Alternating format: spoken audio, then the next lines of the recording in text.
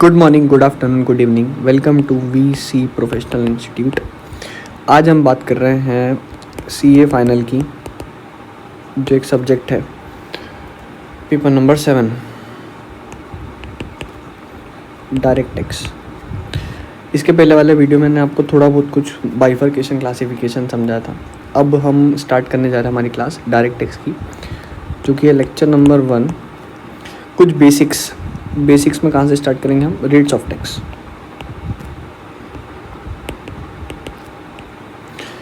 आपके लिए जो असेसमेंट ईयर एप्लीकेबल है, असेसमेंट ईयर कौन सा एप्लीकेबल होगा अपने को?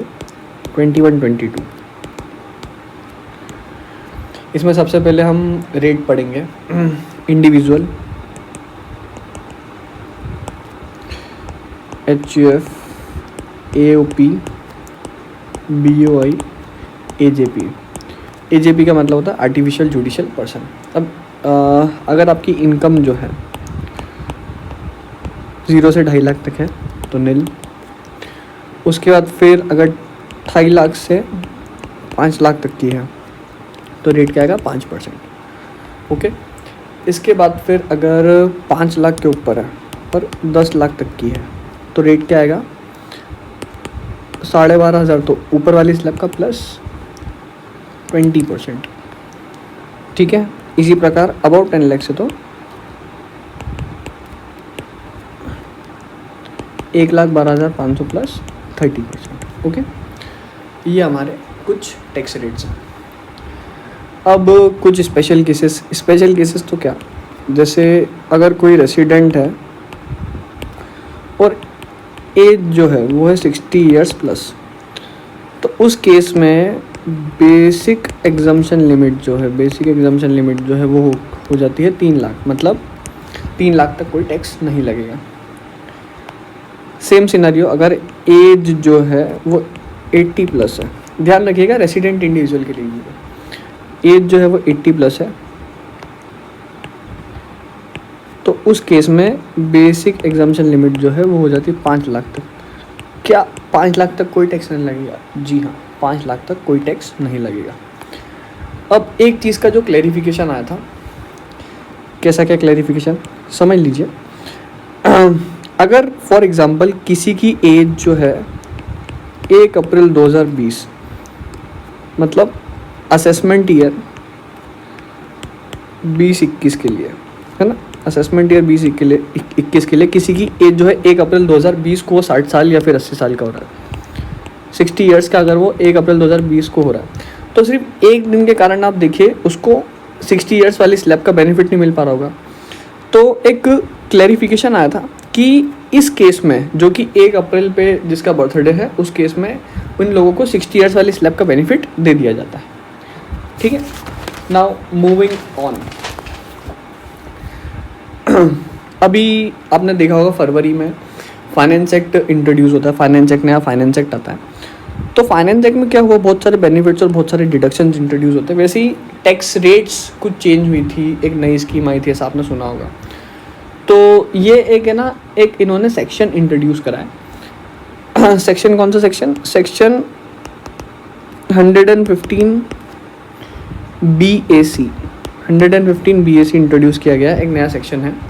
इसमें क्या है, मतलब ऐसा बोला गया है कि कुछ आप एग्जम्पशंस वगैरह छोड़ दीजिए तो आपको टैक्स रेट में कुछ चेंज है और कुछ कंसेशंस दे दिए जाएंगे, मतलब टैक्स रेट में चेंज है। ठीक है।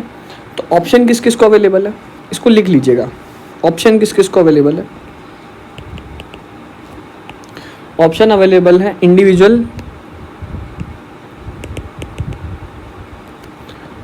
और HUF ओनली। इसमें अदर देन इनकम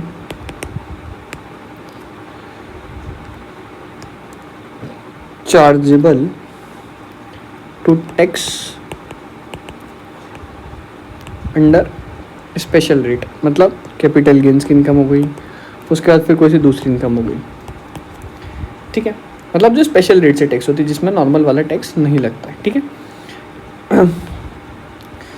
उसके बाद दूसरी कंडीशन क्या है? दूसरी कंडीशन है कि सर्टन एग्जम्पशंस नहीं ली जाएंगे। सर्टन एग्जम्पशन जो कि मैं आगे आपको बताऊंगा और अभी आप ऐसा ध्यान रख लें, कुछ एग्जाम्पशंस नहीं लिए जाएंगे। कैसे exemptions?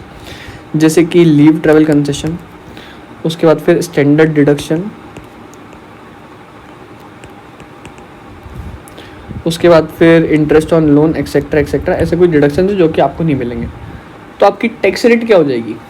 Tax rate slab change है इसमें, स्लैब रेट क्या हो जाएगी? तो स्लैब रेट विल बी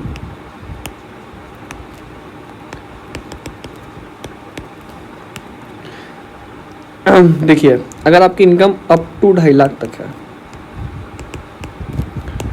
तो वही पुरानी वाली स्लैब रेट नील। अगर 2.5 लाख से 5 लाख तक की है तो 5%।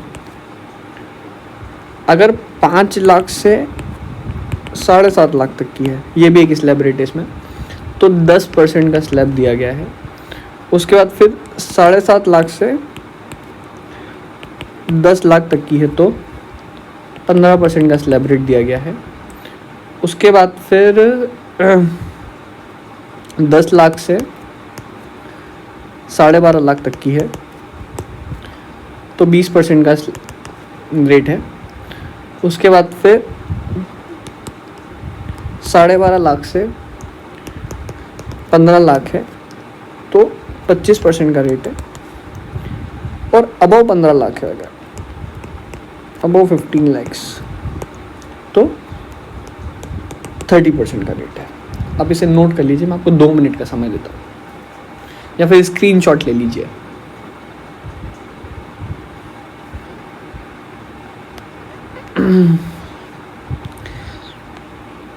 मैं मानता हूँ आपने नोट कर लिया होगा। अब उसके बाद जिन्होंने सेक्शन 115 BAC में नई स्कीम का ऑप्शन लिया है, उन पर एक ऑल्टरनेट मिनिमम टैक्स होता है। ऑल्टरनेट मिनिमम टैक्स, देखिए मैट जो है वो कंपनी पे लगता है और AMT जो है वो इंडिविजुअल HUF पे लगता है। तो ऑल्टरनेट मिनिमम टैक्स जो है वो alternate minimum tax not applicable.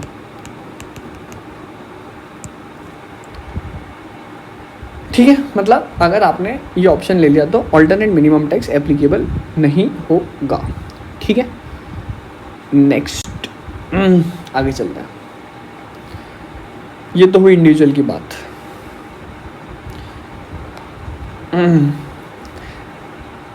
आगे चलते हुए अब हम बात करते हैं अब हम बात करते हैं फर्म्स और LLP। Firms and LLP। Firms and LLP के लिए क्या टैक्स रेट है?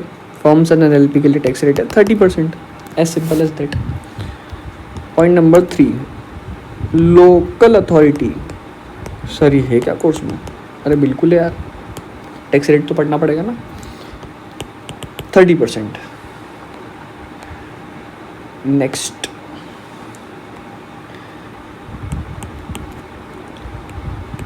कोऑपरेटिव। कोऑपरेटिव को क्या टैक्स रेट रहता है बताएं? ये अगर आपको स्क्रीनशॉट वगैरह कुछ लेना है तो आप ले लें,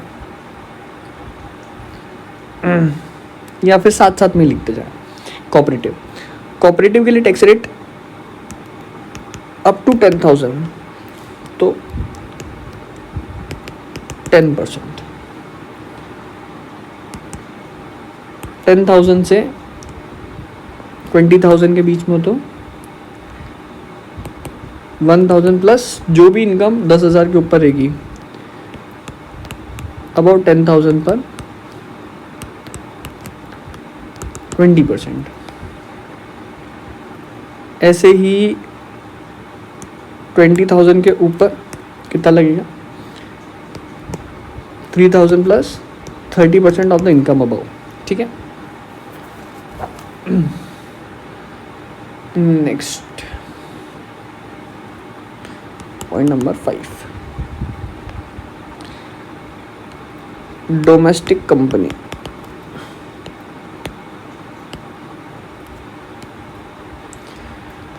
एक डोमेस्टिक कंपनी होती है, एक फॉरेन कंपनी होती है। तो डोमेस्टिक कंपनी का टैक्स रेट क्या होगा? डोमेस्टिक कंपनी के लिए जो टैक्स रेट दिया गया है उसमें सबसे पहले क्राइटेरिया था टर्नओवर का। पहले ये जो टर्नओवर होता था ये 250 करोड़ का क्राइटेरिया होता था और हम प्रीवियस ईयर देखते थे 16-17, पर अब ये प्रीवियस ईयर चेंज होके हो गया है 2018-19। 2018-19 में अगर टर्नओवर, आपका टर्नओवर बोल रहा हूँ मैं, टर्नओवर प्रीवियस ईयर 18-19 में टर्नओवर अगर 400 करोड़ से कम है, 400 करोड़ से कम है, तो आपका टैक्स रेट होगा 25%, ठीक है। और एनी अदर्स केस में, अदर्स के केस में टैक्स रेट है 30%। आगे चलते हैं नेक्स्ट, फॉरेन कंपनी के केस में क्या टैक्स रेट होगा भैया बताएं। फॉरेन कंपनी के केस में क्या टैक्स रेट होगा? सीधा सिंपल 40%, 40%, बिल्कुल ही 40% ही टैक्स रेट है। तो ये हुई टैक्स रेट की बात, ये सारी टैक्स रेट की बात होगी, ठीक है। अब नेक्स्ट जो बात आती है, अब बात करते हैं हम सरचार्ज के बारे में। सरचार्ज के ऊपर बात कर लेते हैं। सरचार्ज कितना क्या क्या एप्लीकेबल है। तो वही सबसे पहला किस पर? Individual, HUF, AOP, BOI and AJP, इन पर क्या सरचार्ज। अगर इनकम जो है वो 50 लाख से ज़्यादा है पर 1 करोड़ से कम है तो क्या सरचार्ज है? तो सरचार्ज है 10%। पॉइंट नंबर 1, अगर इनकम जो है वो 1 करोड़ से ज़्यादा है पर 2 करोड़ से कम है तो सरचार्ज है 15%। नेक्स्ट, अगर इनकम जो है वो 2 करोड़ से कम है पर 5 करोड़ से ज़्यादा है तो टैक्स रेट है 25%। Surcharge rate, sorry to be more correct, surcharge rate. अब यहाँ पर देखिए क्या होता था कि फॉर एग्जांपल मेरी जो इनकम है वो डिविडेंड इनकम या फिर स्पेशल रेट्स की इनकम जो है, कैपिटल गेंस की इनकम जो कि 111 है, लॉन्ग टर्म कैपिटल गेन और शॉर्ट टर्म कैपिटल गेन से रिलेटेड इनकम है जो कि स्पेशल रेट पर टैक्स होती है। तो अब भैया वो तो टैक्स रेट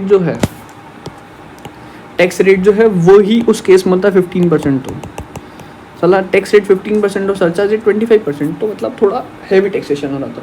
तो यहाँ पर रिस्ट्रिक्शन लगाया गया कि इस केस में डिविडेंड इनकम जो है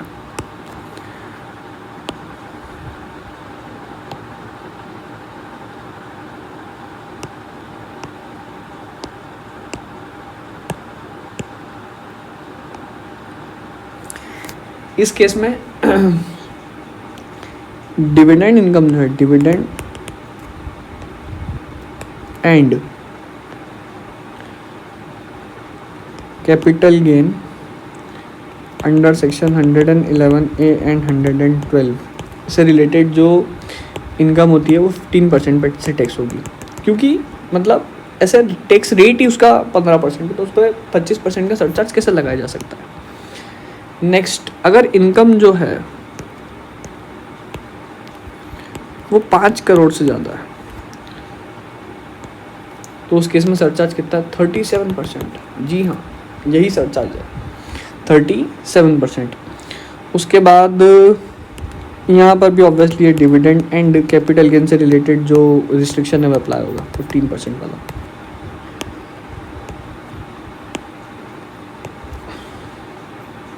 ठीक है,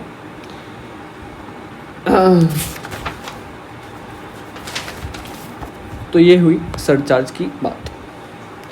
अब यहाँ पर एक और बात कर लेते हैं। क्या होता है कि जो इनकम है, इनकम पर जो सरचार्ज है वो लगता है 50 लाख के ऊपर।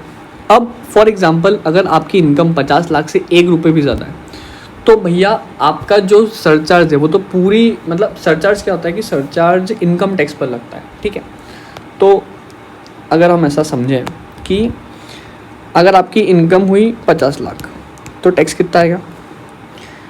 टैक्स आएगा 1,12,500 प्लस ये तो 13,12,500 ये आएगा टैक्स आएगा।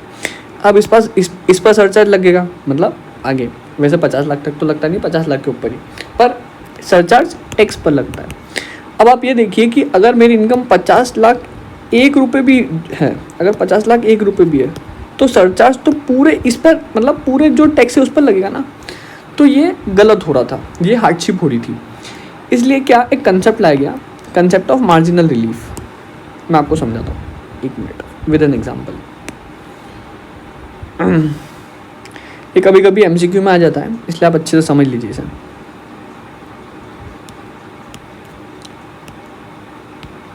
Concept of marginal relief.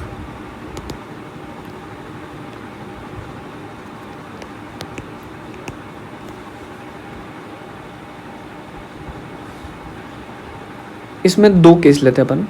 एक हुआ केस नंबर 1 जहाँ पर इनकम जो है वो 50 लाख रहेगी।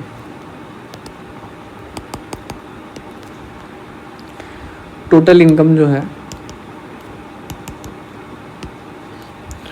वो रहेगी 50 लाख, ठीक है। केस नंबर 2 में इनकम कितनी रहेगी? 50 लाख और 1,000 रुपये से बढ़ाते इनकम, ठीक है।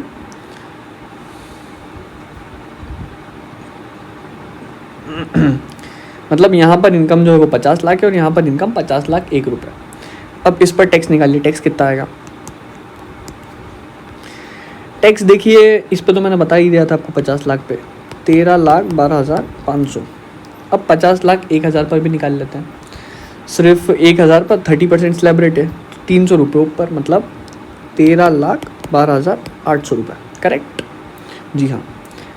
अब यहाँ पर सरचार्ज देखिए कैसे लगेगा। सरचार्ज इस पर लगेगा क्या? ऑब्वियसली नहीं लगेगा, नॉट एप्लीकेबल। इस पर लगेगा, हाँ लगेगा। 1,31,280 रुपये का सरचार्ज लग जाएगा 10% से, ठीक है। अब आप देखिए कि आपने क्या गलती करी। आपने 1,000 रुपये, मतलब ये तो गलती मानेंगे ऐसे चीज़ की, 1,000 रुपये कमाने के लिए हमको 1,31,000 रुपये सरकार को देना पड़ रहा है। मतलब अगर हम डिफरेंस निकालें, डिफरेंस, तो देखिए आपकी इनकम कितने से बढ़ी? 1,000 रुपये से, समझिए। आपका टैक्स कितने से बढ़ा? 300 रुपये से।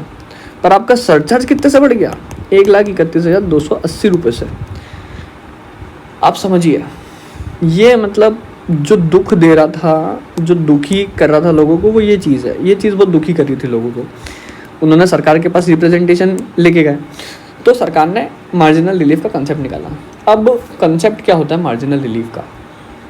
देखिए यहाँ पे क्या होता है कि मैं आपको वही एग्जांपल से समझाता हूँ, ठीक है। अब एग्जांपल चेंज करते हैं, 1 मिनट। फॉर एग्जांपल आपकी जो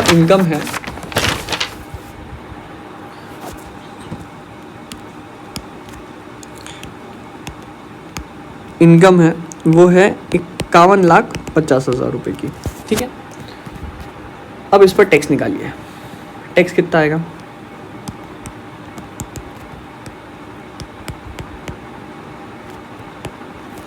इस पर टैक्स कितना आएगा? टैक्स आएगा 13,57,500 रुपये। अब इसमें हम सरचार्ज जोड़ेंगे। सरचार्ज कितना आएगा? 1,35,750, ठीक है, करेक्ट। 1493250 टोटल। अब अपन ये देखते हैं, इसमें मार्जिनल रिलीफ निकालते टाइम अपन ये देखते हैं कि 50 लाख पर कितना टैक्स लगता। 50 लाख पर कितना टैक्स लगता? 50 लाख पर टैक्स लगेगा, अभी अपन ने निकाला 50 लाख पर टैक्स लगेगा, सिर्फ टैक्स 1,31,000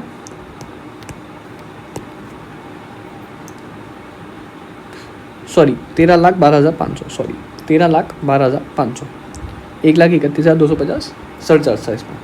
टैक्स कितना आएगा? 13,12,500। अब इस पर डिफरेंशियल टैक्स मतलब एक्स्ट्रा टैक्स कितना लग रहा है?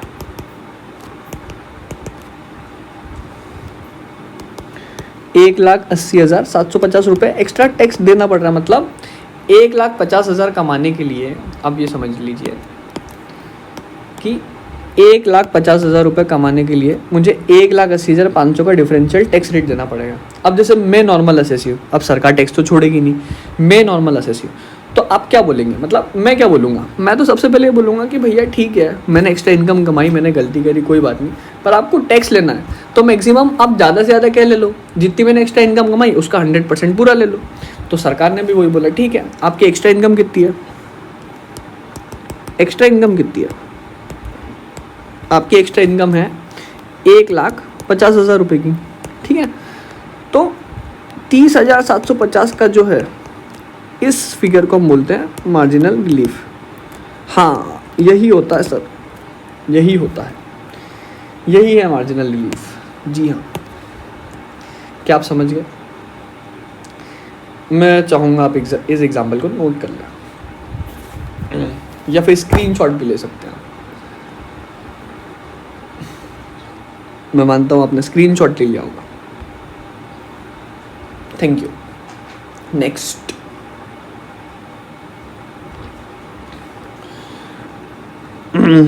इंडिविजुअल और एचएफ के बारे में पढ़ा। अब आगे फर्म, एलएलपी, लोकल अथॉरिटी और कोऑपरेटिव सोसाइटी के केस में सरचार्ज कितना है। इन केस में भी इनकम देखते हैं अपन। इनकम अगर 1 करोड़ रुपए से ज़्यादा है तो सरचार्ज कितना है? 12%, ठीक है। अब डोमेस्टिक कंपनी के केस में क्या होता है?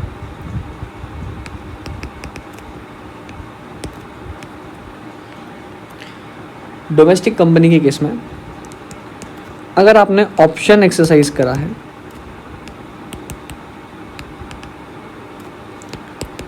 Under section 115BAA and 115BAB। अब ये क्या होता है सर?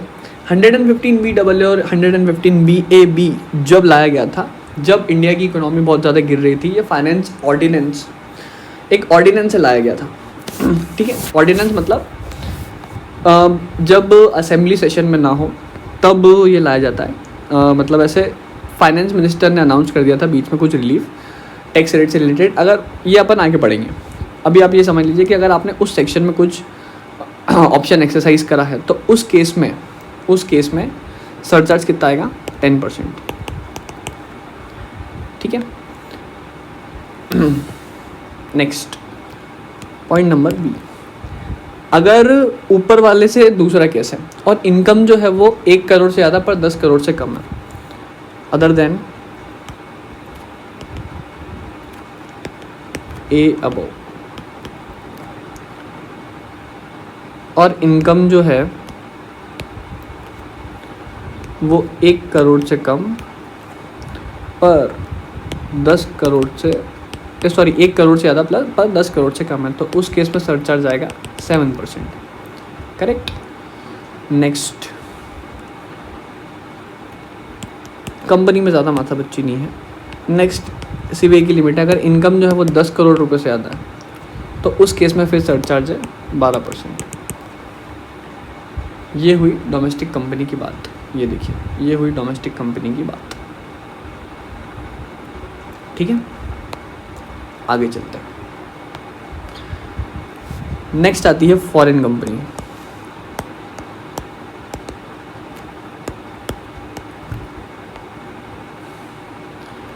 फॉरेन कंपनी के केस में भी 2 केस बनते हैं बस। अगर इनकम जो है वो 1 करोड़ से कम, 1 करोड़ से ज़्यादा पर 10 करोड़ से कम है, तो उस केस में सरचार्ज कितना आएगा? 2%। इसमें सरचार्ज कम क्यों है? इनका टैक्स रेट भी तो ज़्यादा है, आप ये भी तो देखिए, 40% टैक्स रेट है, ठीक है। अब नेक्स्ट आता है जो इनकम अगर 10 करोड़ से ज़्यादा तो सरचार्ज है 5%, ठीक है। ये हुई सरचार्ज की बात। यहाँ पर सरचार्ज की बात ख़त्म होती है।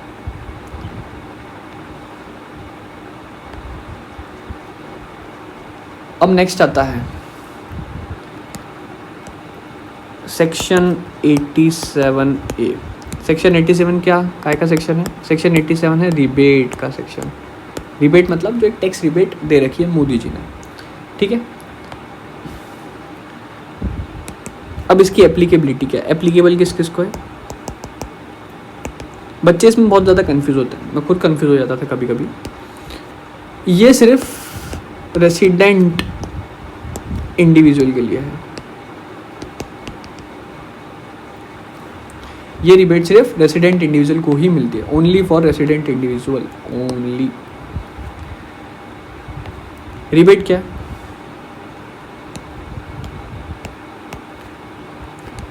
रिबेट क्या है? टैक्स अमाउंट या फिर 12,500 विच एवर इज लोअर, ये रिबेट का अमाउंट है। अब इसमें कुछ points to remember.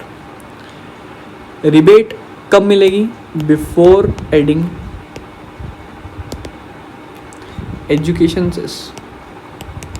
Education cess जोड़ने से पहले आप रिबेट दे दें। Next, not applicable on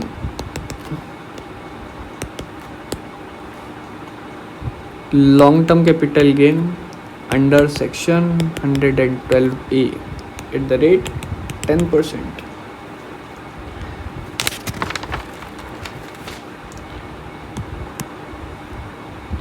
And one more thing, correct. And one more thing, income should be, income should be up to 5 lakhs। यहाँ पर हम कंक्लूड करते हैं हमारा रेट्स ऑफ टैक्स वाली चीज़। हमने अभी कंक्लूड करा हमारा रेट्स ऑफ टैक्स वाला टॉपिक। अब हम आगे चल रहे हैं इनकम टैक्स अथॉरिटीज़ के बारे में पढ़ना। इनकम टैक्स अथॉरिटीज़, कुछ इनकम टैक्स अथॉरिटीज़ जो आपको पता होना चाहिए। इनकम टैक्स अथॉरिटीज़ मतलब क्या? अब सबसे पहले इन सब लोगों को मैनेज कौन करता है? देखिए बताएं, इन सब लोगों को मैनेज कौन करता है? भाई इन सब लोगों को मैनेज तो कौन करता है? CBDT, सबसे ऊपर central board of direct taxes, जो कि फाइनेंस मिनिस्ट्री के अंडर आती है, ठीक है। अब CBDT के बाद, CBDT के अंडर देखिए 2 विंग है मेन इनकम टैक्स डिपार्टमेंट में। सबसे पहला होता है इन्वेस्टिगेशन विंग और एक होता है नॉर्मल असेसमेंट जो करता है, असेसमेंट वाला विंग। तो इन्वेस्टिगेशन विंग में सबसे पहला होते हैं principal director general of income tax.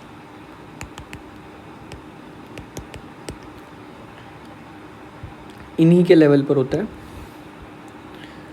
Principal chief commissioner of income tax. CIT मतलब commissioner of income tax. Next आएंगे हमारे director general of income tax,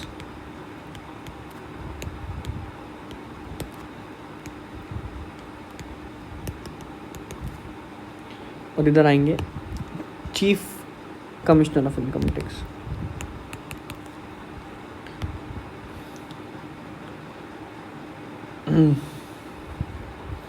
उसके बाद नेक्स्ट आते हैं principal director of income tax. तो इधर क्या आएगा? वैसे ही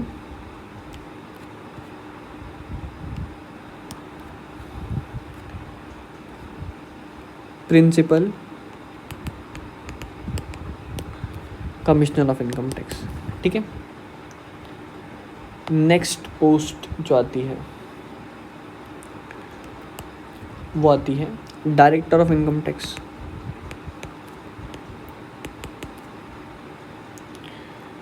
तो यहाँ पर क्या आएगा? Commissioner of income tax. अब इसी के साथ साथ इसका एक भाई भी होता है commissioner of income tax appeals, जो कि हम आगे पढ़ेंगे बहुत इसके बारे में। नेक्स्ट जो आते हैं वो आते हैं एडिशनल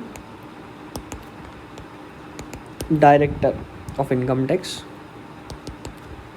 तो यहाँ पर क्या आएगा, additional commissioner of income tax, ठीक है। ऐसे ही जॉइंट डायरेक्टर, यहाँ पर क्या आएगा, joint commissioner.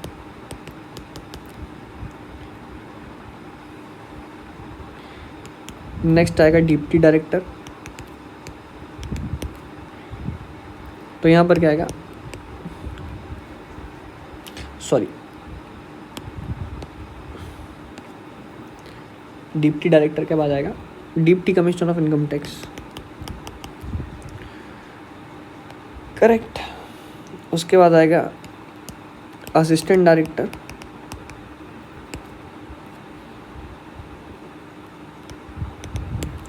Of income tax, तो यहाँ पर क्या आएगा, assistant commissioner of income tax.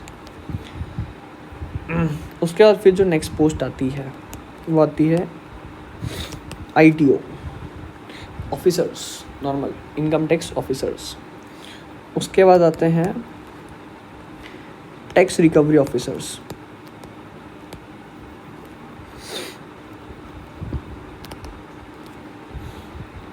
और फिर आता है इंस्पेक्टर्स।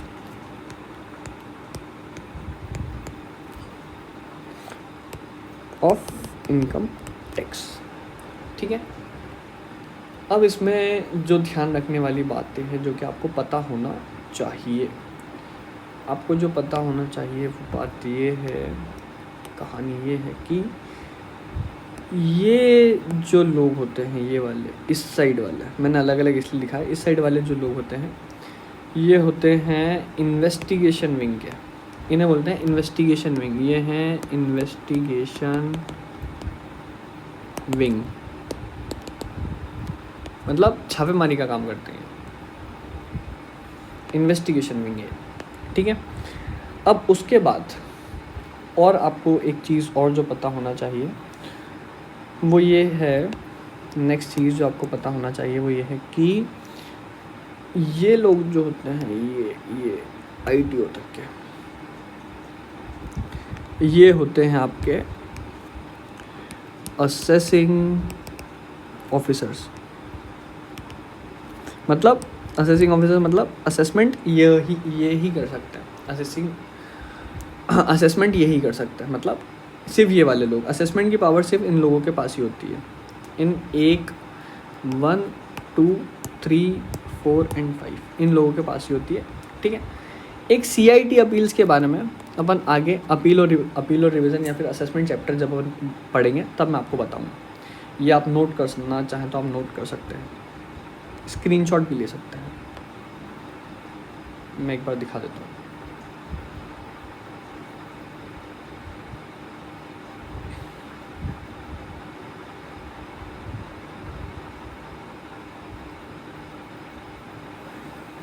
तो ये था हमारा बेसिक्स लेक्चर।